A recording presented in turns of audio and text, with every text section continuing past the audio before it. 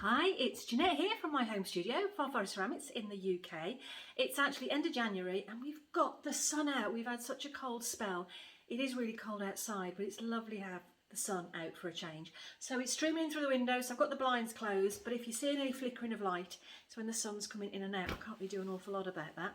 I'm not going to let the sun, try and get the sun to go away. Anyway, this is a bit of a test recording. I've had a few people saying that they prefer the single camera, so I'm going to give that a go. I'm actually using a camera so it's front facing so I can actually see what I'm filming as well to try and get focus right, but I don't know if the quality is going to be good enough, so I'd really appreciate some feedback. And also, it's only a bisque firing. However, this is my first bisque firing of 2025. I have been trying to make for the past 3 weeks a right assortment of things because I've got some projects on the go, and I'm actually quite interested to see because there's such an assortment in here. There's a bit of my Airpen work in here. There's some tests I've been doing for a project I've got later up coming up in May, a few new things I've tried. So I'm going to just show you what I've got. It's just bisque, so it's going to be quick, not really amazing, but let's just see if this video recording works. I might not even upload it. So it is in Bella, so she was on overnight. It's now lovely, what is it? Oh, it's only 45 degrees centigrade. So, do you recognise these? Let me see if you can see. Oh, it's not too bad actually on the camera, you can see. So, do you recognise them? They are inspired by Jazz Creations. I love what she makes. So, in these you put the pillar candle inside or a tea light. So, I've got the cutters and I've got the leaf press. Really like those. Very nice. Thank you, Jazz. And then I decided to try one just simple, one leaf on its own. So I'll tell you about a project I've got coming up in a minute. It's for my granddaughter's school. So that could be a test for one of those. Can you believe it? 3 years into touching clay and I've never made a spoon rest. Never made a single spoon rest. So I've made 4 as a test. I'm just nice and simple. 4 spoon rests. We needed one in the kitchen. Oh, this one's got a chip on it. Where did that come from? I must have missed that when it went in. Can you see the chip on there? So do I need texture behind, colour behind it? I like seeing you because I don't feel like I'm talking to myself. But at the same time, I don't know what the quality's going to be like. So, yes, done. All I did was just the ribbed in the middle. Put them on the wheel. They're quite quick and easy to throw, so I'll see. Now I'm playing with a project again for my granddaughter's school. So, okay. Nice little texture. Little heart trinket dish. I need to get some celadons. I've only got 2. Nat at Mud Magic got me into them finally. Thanks, Nat. But now I want more.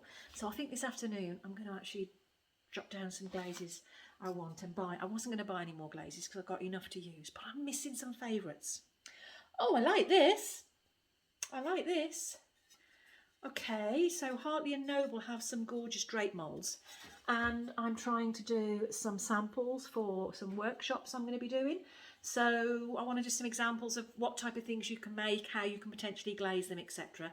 So I've got a set of stacking hexagon shapes and I've put the little feet on like that, thinking I'll leave the feet plain and then I can actually add colour all the way, but then I've got my maker's mark, so maybe I just take it to the edge. But yeah, nice little hexagonal.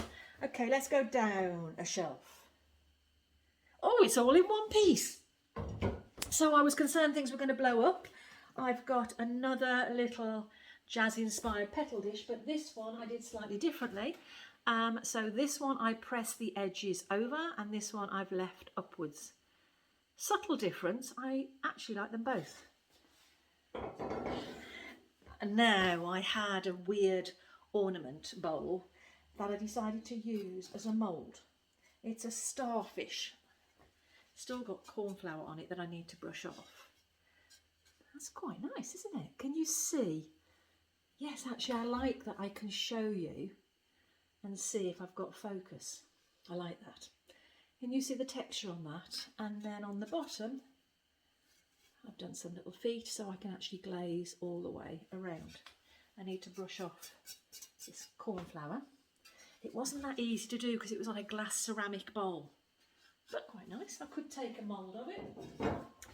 Now, little project I'm doing. Let me show you. So, I'm making some little tiny bowls. Using different techniques on the sponge, pressing down with the wood, using little slump moulds, hump moulds, slump moulds, the form that you press into the foam to make them. The reason being, I'm doing a fair at my granddaughter's school. She's only 4.5, she started in September, and they're doing a family festival in May, and it very much is not so much a maker's market where you're selling your work, although I went in the summer and I sold quite a lot, but it's really for the families and the children, activities for the children. So I wanted to do like a paint your own pottery stall. So I'm going to, I've spoke to the school, they're really up for it, they think the kids would be really interested. So it's going to be like 4.5 to about 10 or 11 years old, maybe adults might want to do, but I'm going to basically make lots of these types of bowls. I might make some more intricate ones so that you can choose what level you want to work at. I've got my glazes, I've got little pots to put my glazes in and some brushes. So I'll do like 8 or 10 people at a time, maybe just a 15-20 minute painting session, and then I can quick turn people around, I'll fire them, and then I'll deliver them back to the school. So it's going to be all at cost. I'm not going to be making any money on it. It's purely for them just have a play and get creative. And if anybody really likes it, they can always come and have a session here in the studio with me. With a parent and child session, something like that. So I'm trying lots of different bowls that are fairly quick to do so I can keep the cost down. So a bit of texture again with a press mould that goes into sponge. Quite like that actually.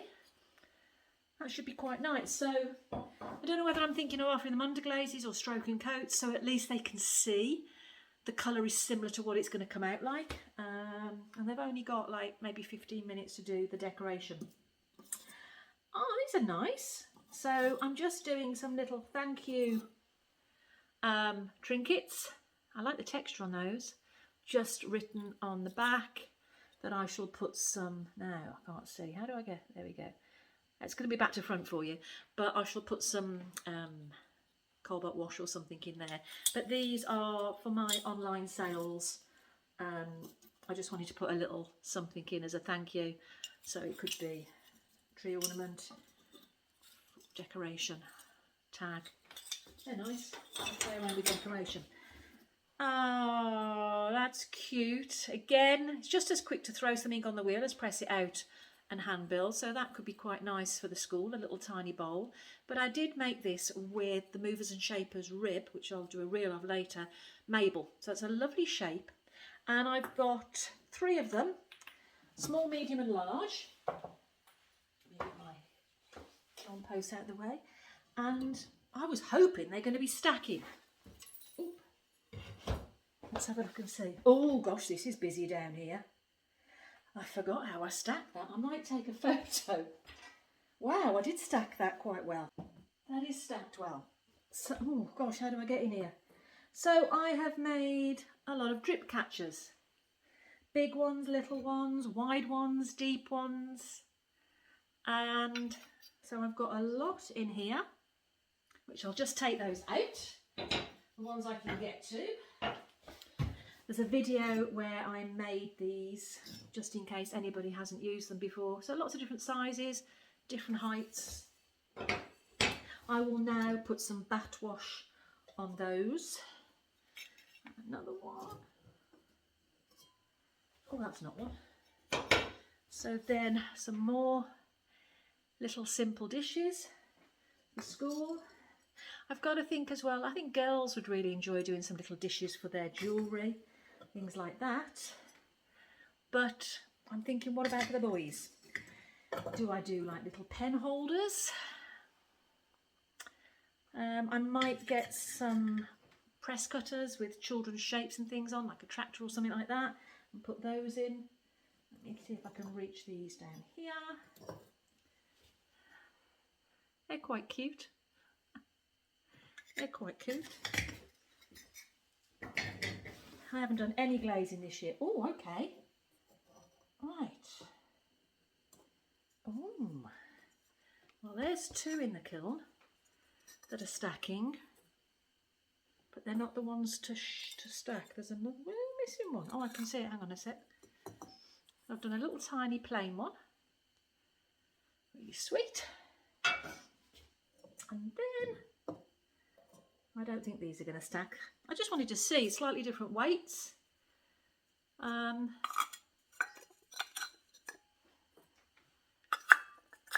They do stack. Quite nice.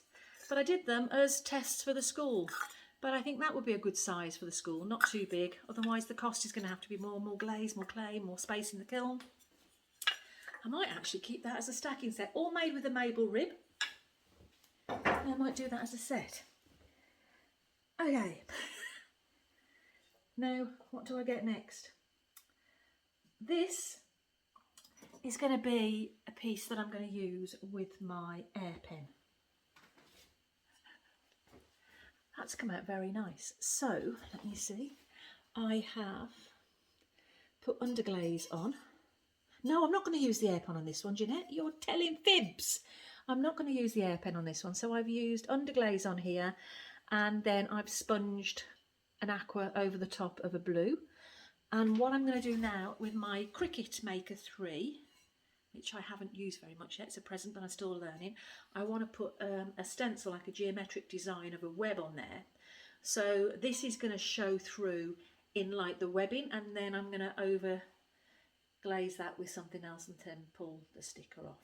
That's the plan anyway. Quite like that mug. That's quite nice.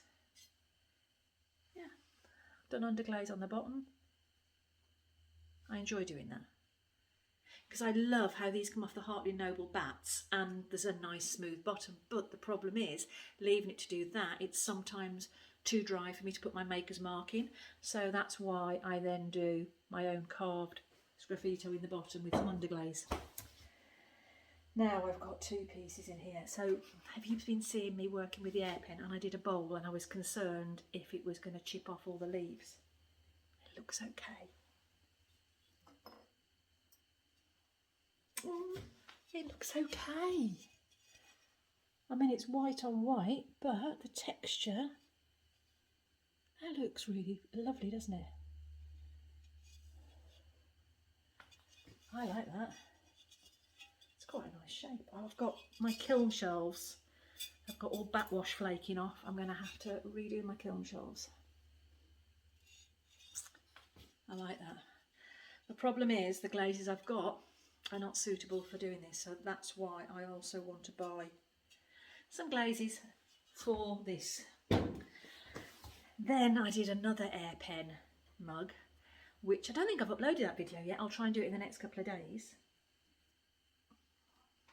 Oh, I like it. I like that. Smaller mug. Again, I've done that on the bottom.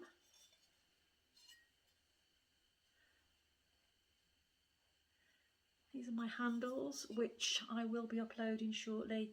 How I do, I just filmed when I was making these. I like that. I like the Airpen on that. But my dots have got sharp edges, which I forgot to soften down. So I'll lightly sand those. I'm not too keen on the dots. They're quite sharp on there. It's quite subtle. Very nice. Oh, I'm loving having some pieces that I can glaze. Now I've got some randoms. Okay. Tiny. Tiny. I've been playing on the mini bat system that Heartily and Noble have made to do miniatures, and this time I glaze them on the wheel. So what did I use? Stroke and coats. So obviously these have got to still go through a glaze firing when they'll be a lot more shiny. And I did some texture on one. Cute. I did.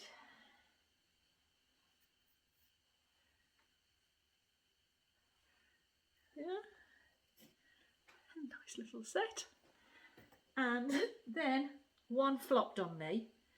So I decided, okay, it's solid. It's not solid, it's got a hole in the centre, which is why I've put a hole in it.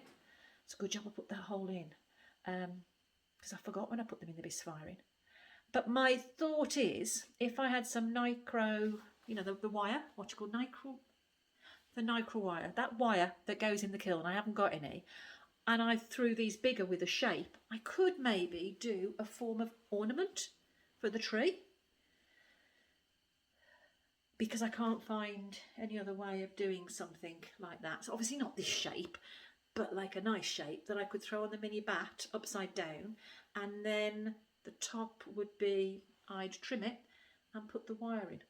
That's the thought there. So they've still got to go through a glaze firing, but cute little ones. And then, oh,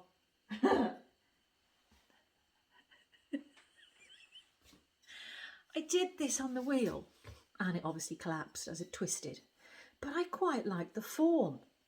I thought it was quite sweet, because you could very easily have that as a bud vase, or I'm thinking you could have put some pens in it. But I really like it. I just like the form. So I don't know if I'm just being a bit weird keeping that one, but I do like it. I can't say it was intentional because it wasn't. But I've got to be honest, I think my favourites are this and my bowl with the Airpen. I'm loving the Airpen. There's a playlist if anybody wants to have a look. It is me learning from scratch, getting it out of the box, building it, and then trying to use it for the very first time. It's a steep learning curve. There is so much to learn. I'm very much a novice, but I'm now aware there's a lot of people in exactly the same position that had an Airpen, never took it out of the box because they didn't know where to start. So there's a Facebook group as well that we've started. So if you want to join that, have a look at the Airpen video on YouTube. There's a playlist for that. And then on Facebook, it is Pottery and the Airpen is the name of the playlist on YouTube and the Facebook group account. Everybody's welcome, whether you've got an Airpen or not. So anybody who can share hints and tips at a slip decoration. So there's a lot of us all trying to learn at the same time. So it's a safe place that we can exchange ideas, hints, tips, what problems we're experiencing, etc. So it's all very new, but you're more than welcome to join. And if you've enjoyed this strange video of a bisque unload, which is not that exciting, and you don't want to miss any more, I'd love it if you could subscribe and tick the subscription to all. It's free, doesn't cost anything, but it really means a lot to me and it helps my channel grow. So trying to provide a bit of different content this year instead of just uploads of the kiln openings. So let me know as well if you prefer this format in single camera, and I want to see what the quality is like by filming this way, but at least I can see you. I feel like I'm talking to somebody, like I'm talking to myself, but I'm not, I'm talking to you. But anyway, hope you're all good, hope you're all enjoying time in your clay studios, wherever you go, but God, doesn't it give you a great feeling? And I'm going to go outside now and go in the garden and spend a little bit of time trying to see, after the winds have just thrown everything around, what I can tidy up, and then come back and have a glazing session. Take care, and I'll see you again soon. Bye bye.